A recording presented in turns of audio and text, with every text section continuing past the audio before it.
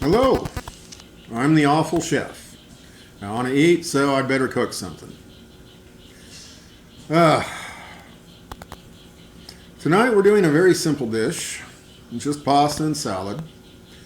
So, salad trick number one, snack pack.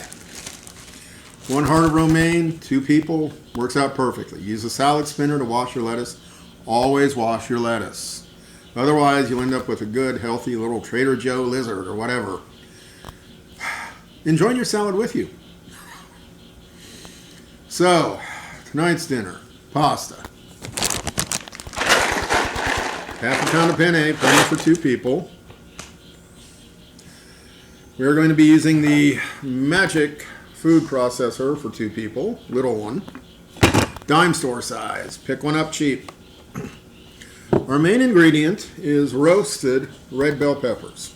From a jar, throw a couple of those in there, add some heavy cream, blend it up, salt, pepper, Parmesan, some olive oil, maybe some garlic if you're in the mood for it, and you'll have a wonderful fresh pasta sauce.